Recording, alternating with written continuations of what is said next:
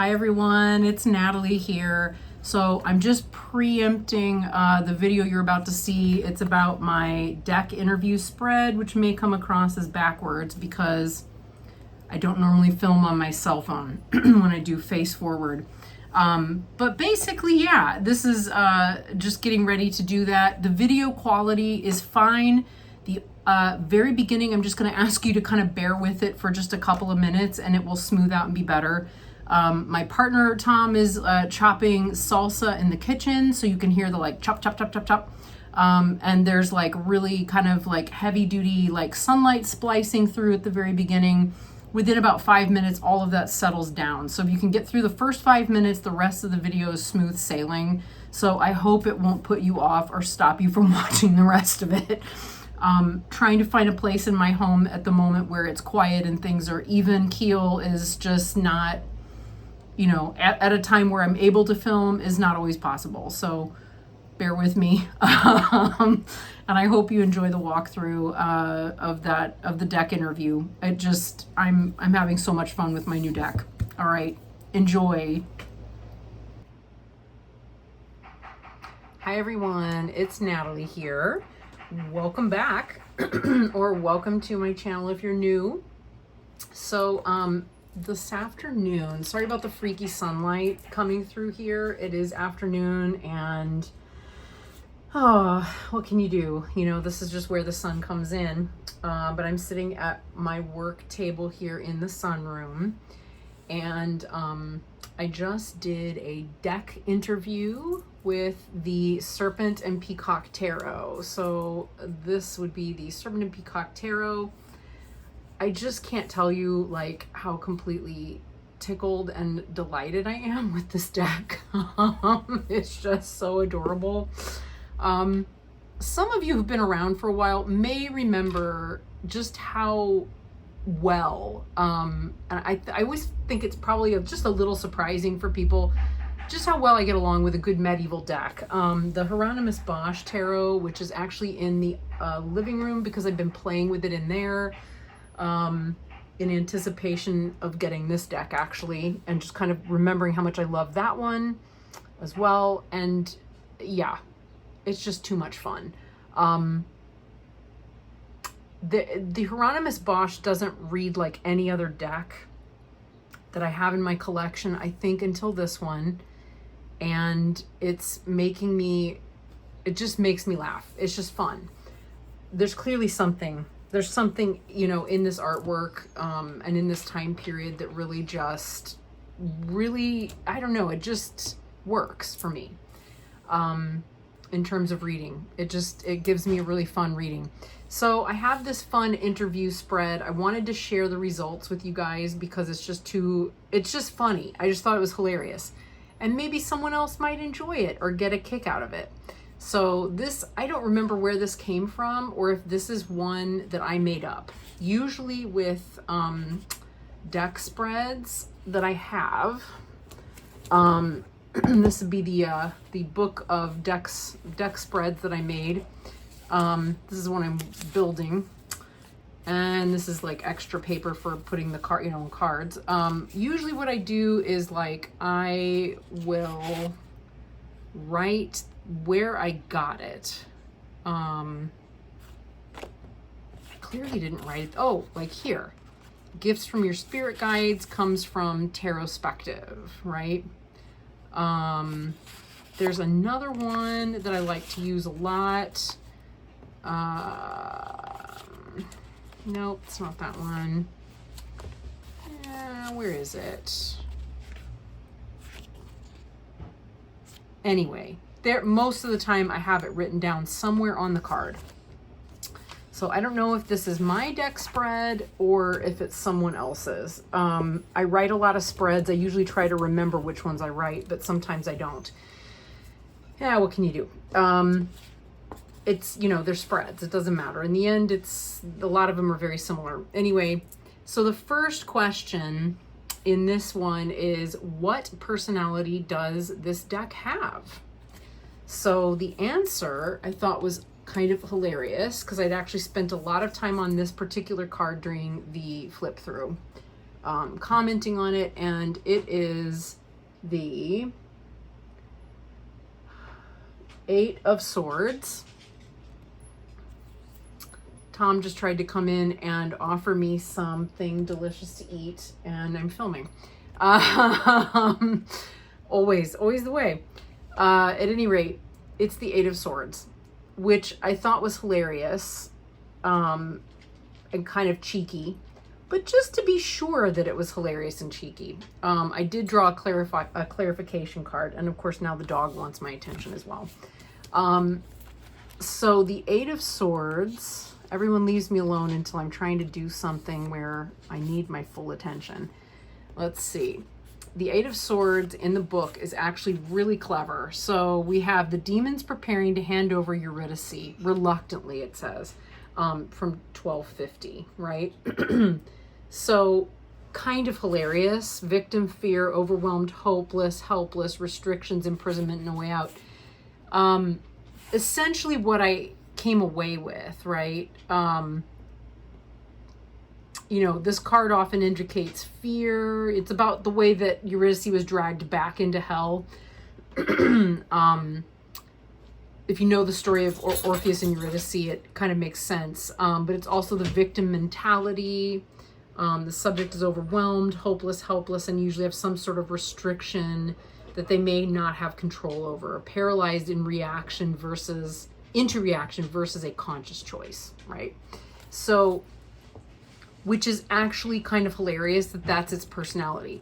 That does fit the personality for a, for a tarot deck that's medieval. That makes total sense. I did also draw a clarifier / calibrating card, which came up hilariously as the King of Swords. So the question I asked for the clarification was, what about the 8 of Swords do I need, what is it about the 8 of Swords that really helps me understand your personality? And it came up case with the King of Swords. So the King of Swords, interestingly, let's see. What we have here in this image is the Grand Master. I'm not even going to try to pronounce that because I'm probably going to get it wrong. I mean, I'll give it a shot. It's Pierre d'Aubusson and the Knights, the Hospitable Knights, date 1483 to 84, somewhere in that time. So the key words after all of that: moral leadership, strength of mind, superior intelligence, staying strong and focused no matter what, mental strength and fortitude, and leader. And if you think about it, with the 8 of Swords, it is, that's what we're hoping to find, right? That is what we're hoping to find. That may be where we're starting, but boy howdy, we sure do hope we can get to this point. So I thought that was very interesting, right? So that's the deck's personality. That's where it's working towards, or what it's working towards. Then I asked, what is your strength? What is this deck's strength? And the answer was the 5 of Cups. So again, if you think back, or whether you watched it or not, when I did the walkthrough, something I noted, I told a little story about my godmother and her little friend who used to come and sit at the table at the nursing home with her until she was moved elsewhere by her family, probably because she complained so much. And she had a way of being able to drag everyone down with her, right? So, in that same kind of way, I think this is a hilarious answer to that question. It just makes me laugh because that really is, and I only just was doing that this morning. So when we look at what the book says, because we always want to see what the book says, especially when you're interviewing a deck, I think it's really important. This is Sandy C. from Marco Polo Book of Wonders, 1410 to 1412. So the keywords are not surprising, right? Sadness, abandonment, loss. Oh, Trinley. Really, buddy? Right now? Oh my goodness. Okay, it's all happening. let's see. Complete breakdown put to the test. So, oh no, we're not putting butts on there. Get down. No butts on the cards, buddy. Come on. You can do it. Yeah, from the travels of Marco Polo, the desert, yada yada. Yeah, the Five of Cards, or Five of Cups, maybe it can be the card of heartache, but in the arc and range of human feelings and emotions, it is something that we must all experience from time to time. This can indicate a loss, a relationship challenge, etc. You'll strong and be more authentic, etc. from the test. So that's kind of what we get. I will say I'm paraphrasing the book a lot. This is an excellent book. It is so good. It's exactly what you want in a guidebook especially for a deck like this. She's going to interpret the artwork. It kind of makes you understand her choices. She tells you what the name of the artwork is, the dates. You get some good solid keywords, and she draws together the meaning so that the card really makes sense. So this would be the card's strength, right? Again, I'm initially sort of like, I wonder if there's a little bit of a tone here. I wonder if there's a little bit of humor. There is. But it took a minute. So then we want to ask, what is your weakness, right? Question 3. What is your weakness? Position 3. And what we get is the Nine of Swords. So the weakness is it's going to, cause you so much anxiety reading this deck because of so many demons that it will swallow you whole, right? Turns out this is Jonah and the whale. So yeah, it's also, the card itself is about persistence. She talks about persistence. I did end up keeping both of the nine of swords cards. There are 3 altogether. I ditched the one that is kind of boring and plain, and I kept the 2 that were fun and exciting. So I ditched the kind of RWS tribute, and I kept Jonah and the whale, and I kept leaving hell the Dante, right? So this one, keywords: fear, doubts, mustering the strength to battle on, nightmares, anxiety, distress, guilt, remorse, mental anguish, and hurt feelings. And then she writes about how after being swallowed whole, while he was in the belly of the fish, Jonah kept thinking about himself and his plight. The Nine of Swords can indicate a time where one has lost faith. There's fear, anxiety, guilt, remorse, and you doubt whether you can go on or find the strength to continue the battle. All you want to do is retreat and declare the fight over. You are done. Your feelings are hurt. You have given all that you have to give, but something is stopping you from giving up. That I think is hilarious, right? So the weakness would be, that sometimes maybe the deck could foster those fears and doubts and so forth, make it difficult to, make it difficult not to be eaten alive by a monster, demon, or Jonah's whale, etc. Of course, this thing looks nothing like a whale. I think that's a hilarious interpretation, but especially because whales don't have fangs, right? Medieval artists, I don't know. It's, they had their imagination. A lot of them probably didn't see a whale, never been that close. So they go, poor eyesight. We don't have glasses and things yet. So there's a lot of things that the medieval experience would have handled that we don't ever get confronted with today. So then number 4, I thought, oh boy, this is going to be really special. How will you help me grow, right? How will you help me grow? This is going to be special. I was rather delighted and surprised when we came up with the Page of Wands in response to that question. Very surprised. So the Page of Wands, we'll pull it up in the book, in the little bookie book. Love this book so much. It's so good. What do we get? So this is to do with Zoroaster. Yeah, it's actually pretty late. This is not a medieval piece. It's 1738.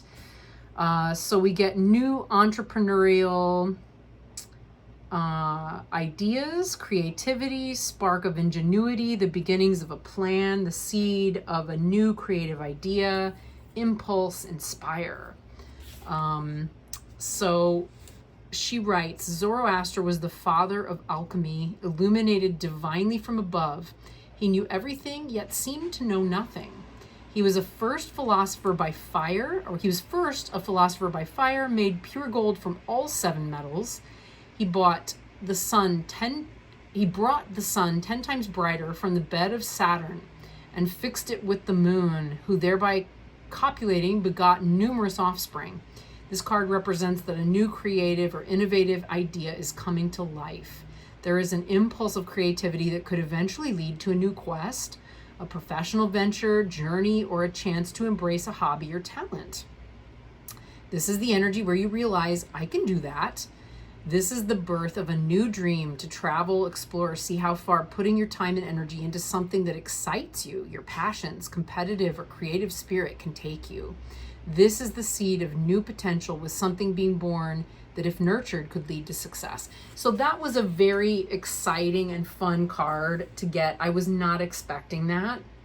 I was expecting more humor, like that it was going to tell me I'll stab you in the butt, or, you know, I don't know, something more medieval or kind of crude than that. So that was a little, you know, this is of course, you know, just this deck kind of hovers in the portal of the Renaissance, right? In the illumination of the Renaissance. So it's interesting to me that that's also part of the energy of it, right? But a really surprising and delightful answer. And number 5, when should I call on you for guidance? Sorry, I didn't have it in front of us. When should I call on you for guidance? Number 5, so we're moving to the second row down. And we get, boop, we get the 2 of Swords. So it turns out that this is Cleopatra.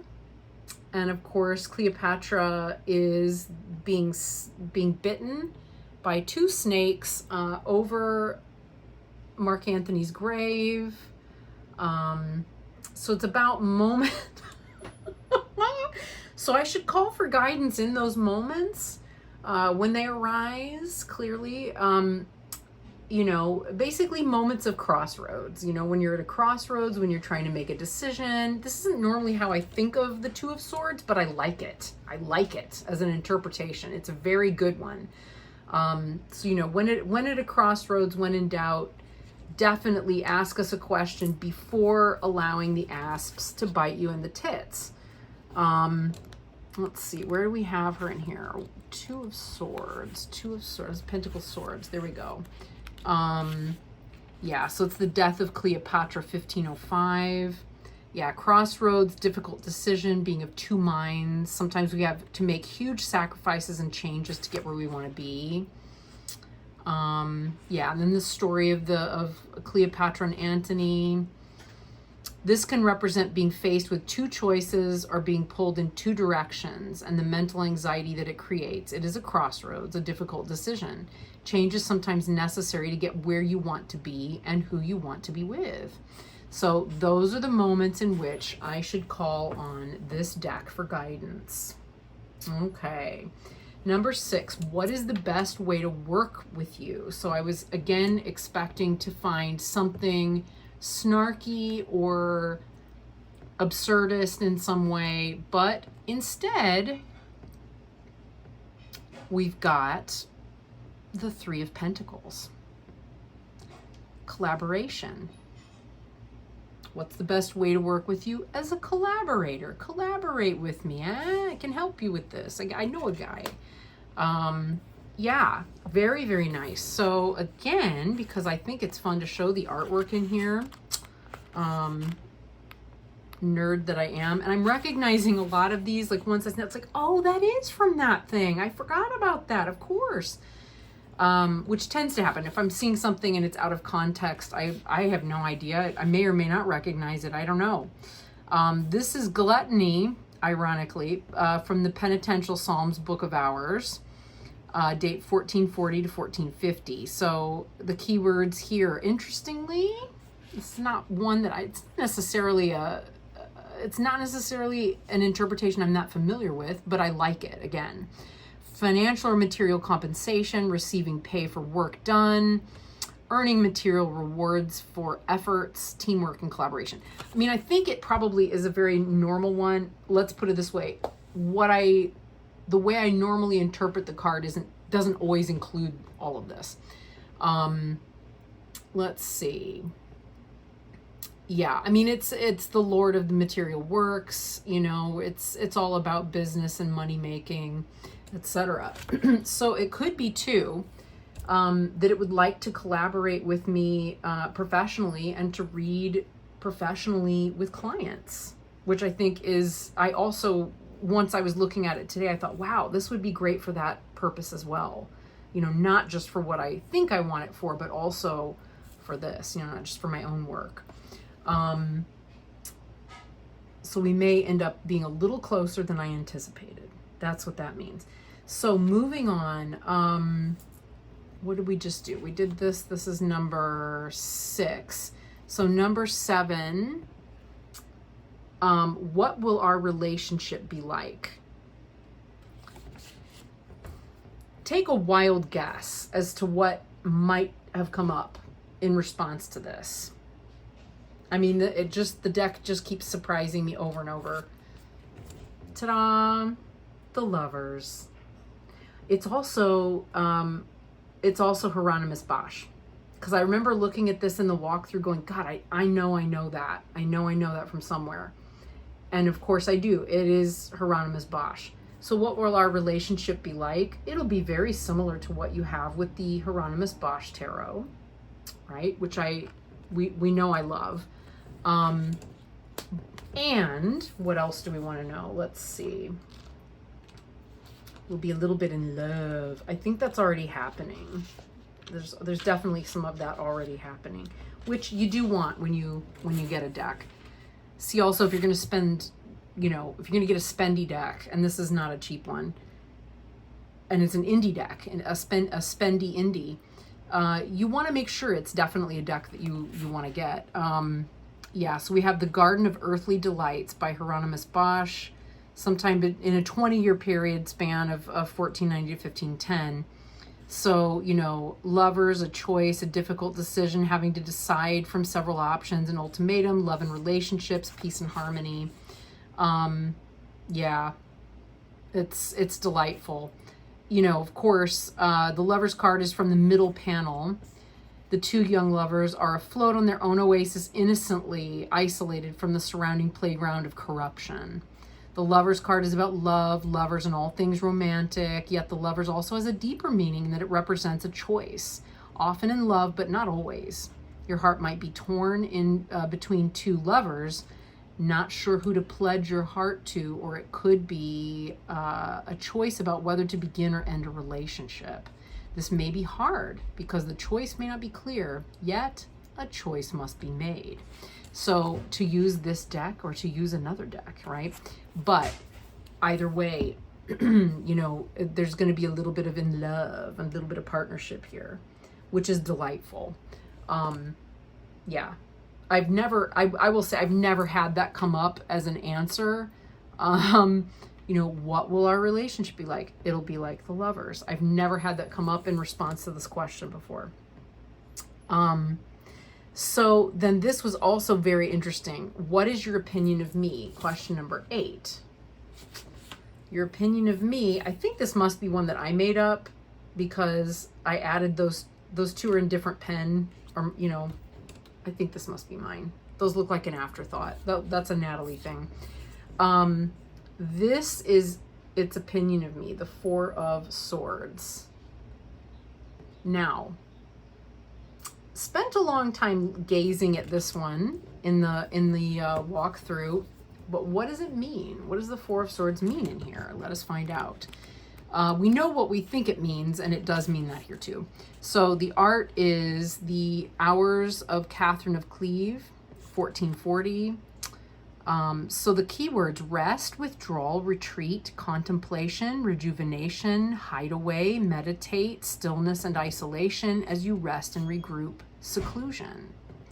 So its opinion of me is pretty accurate, kind of spookily accurate, given that what I spend most of my time doing when I'm in this room these days is meditating or feeding demons, which is another form of meditation. Crazy. So I do find it interesting what she writes about this piece of artwork as well. Having taken root, the branch from the tree of mercy planted by Seth in his father's mouth grows into a healthy tree. It breaks through the slab covering Adam's grave, raising his skull in the process. When we withdraw and isolate, should just be withdraw. When we withdraw and isolate, it's a time of stillness, meditation, seclusion, a withdrawal from the noise of life and the importance of time out in order to quiet the mind. In this seclusion, a new tree of thought patterns begins to emerge. When this period is over, you will rise with a new outlook on the situation. This is a chance to mentally come to a complete rest. While swords are an intellectual suit, this indicates a need for time spent meditating and letting your mind go still. You won't stay here forever, but for now, the reset will be good for the body, mind, and soul. It will also help with decision making. From this branch, something new will grow. That, honestly, again, I've never had specifically a meditation card come up in response to that question, which is also interesting. At least not that I remember. Maybe if I go back through my notes, I'll find that it's not that uncommon. But alas, lately, that has not been the case. I also like that the particular one that I chose includes a skull in particular. To me, that's also significant because of being a death doula. So yeah, I kind of dig it. So then finally we have, what would you like me to know about myself? And I thought this was very interesting because it also tells me a little bit more about how the deck likes to read and likes to operate. So it seems so far to be, telling me that on some levels it's a little bit snarky. It's got a sense of humor. It likes to be funny. It can have a more serious growth oriented, and like spiritual side, an alchemical side. It's good with helping with advice and decision making. It would like to help me make money together, however that would work, and so on. It sees me as a meditator, but what it would like for me to know about myself is that I am a belly whistler.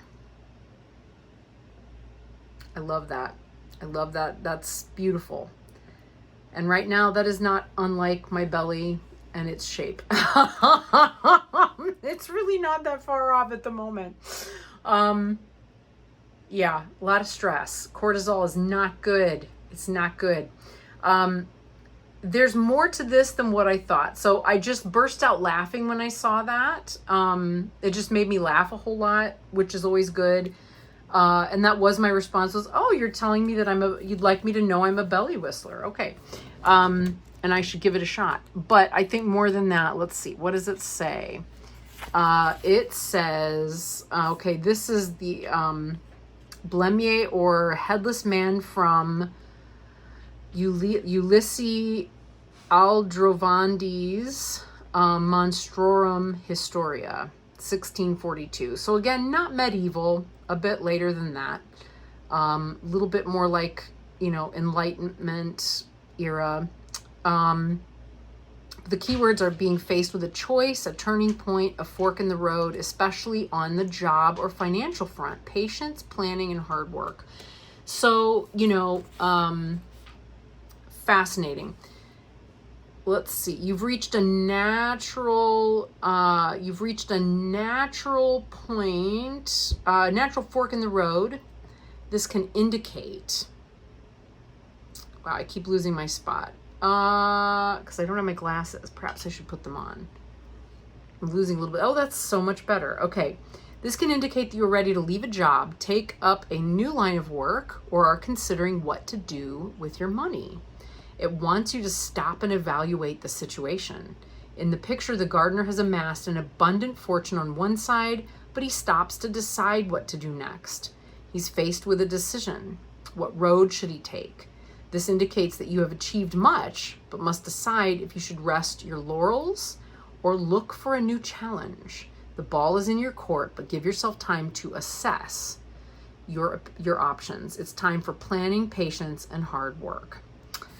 Interesting. Again, a slightly different interpretation than what I'm accustomed to for the Seven of Pentacles in terms of the way I interpret it. But again, when you read for yourself, it's important. And I do tend to find that when I read with different decks, my interpretation always shifts because I'm staying present with what's here, right? What am I seeing in front of me? And in this case, it's a belly whistler.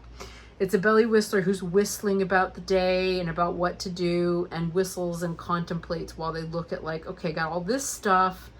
What am I going to do with that stuff? I'm going to pause. I'm going to whistle about it.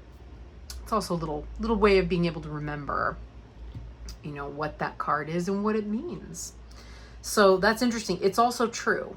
That's also true. I do contemplate there are a lot of ways in which I'm considering what do I do next. And in fact, I was just doing that this morning because I'm getting ready to finish this, the Feeding Your Demons certification. So that will mean reconsidering how I want to apply that to my practice as a doula. How would I like to apply this in practice in general? Things are starting, to slow down a little bit with my family, and some of my other responsibilities, although it seems I'll probably be fixing tiny house and taking care of that for quite a while to come, while I get that organized. But there is a turning point here, which I think is very interesting. Very interesting indeed. So yeah, it's definitely telling me the truth about my actual situation. Fascinating. So anyway, I just had to share that with you guys. I hope that was enjoyable and perhaps useful. Feel free, if you like the spread, please feel free to use it. I'm about 99% sure that this is one I made up based on multiple spreads that I found elsewhere and kind of going, oh, I'll make them and I'll put them like this. Yeah. Also, can you see how badly done that is in terms of like how I spaced the cards when I clearly intended them to look like this? So, that's something I would do too. Yeah. Anyway, there we go. Fun times. I'll see you in the next one. Bye.